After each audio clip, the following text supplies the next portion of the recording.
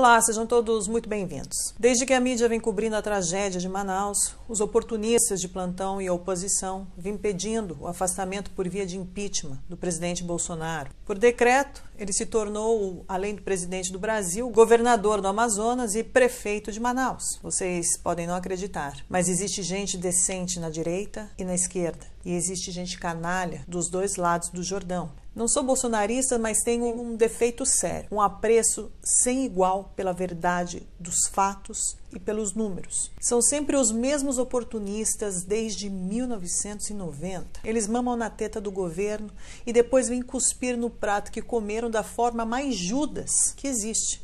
O pior é que a grande mídia e uma parte da população vai atrás do Judas. Direito deles, não é mesmo?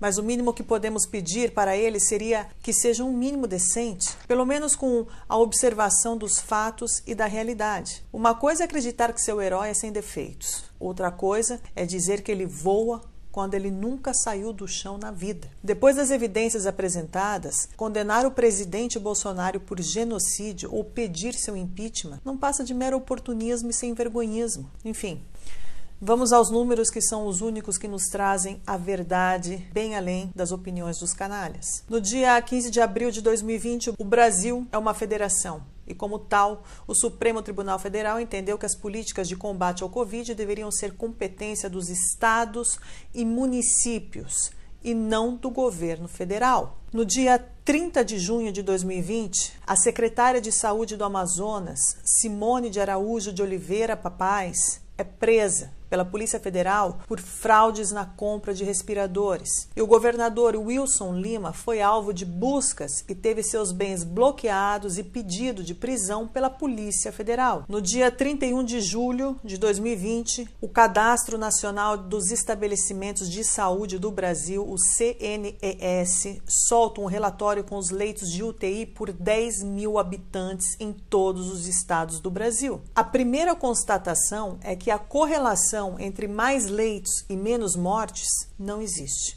No dia 31 de outubro de 2020, o estado do Amazonas desativou 85% dos leitos de UTI entre julho e final de outubro de 2020. No dia 31 de dezembro de 2020, além dos repasses obrigatórios da União ao longo do ano de 2020 para o estado do Amazonas e seus municípios na questão da saúde, o governo federal repassou mais 516 milhões de reais especificamente para o combate contra o Covid. No dia 15 de janeiro de 2021, a polícia descobre em 2 lugares diferentes em Manaus um total de 73 cilindros de oxigênio escondidos por empresários. Fica bastante claro nos eventos citados a total falta de culpabilidade do presidente Bolsonaro nos eventos ocorridos em Manaus. Muitos estados estão acima da média nacional em números de óbitos por milhão de habitantes, como é o caso de São Paulo, Rio de Janeiro,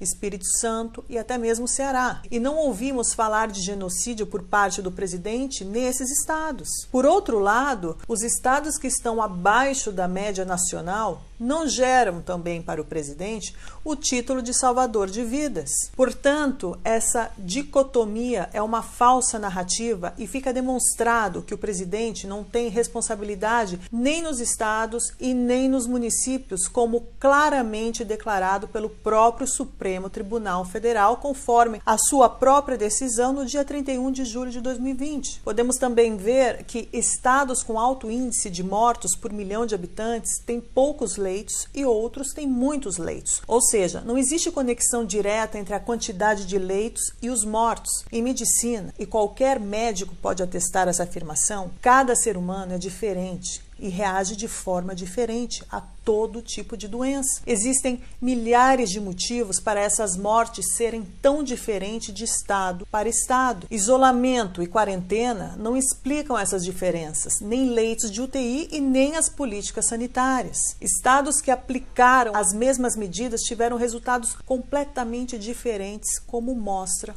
o quadro. A explicação é simples, mesmo que complexa. A incidência de mortes na população tem explicação multifatorial e ponto final. Se depois disso você ainda acha que o culpado de tudo isso é o presidente Bolsonaro, eu sugiro que você procure o psiquiatra mais próximo e se trate por pinocchioísmo avançado ou coisa pior.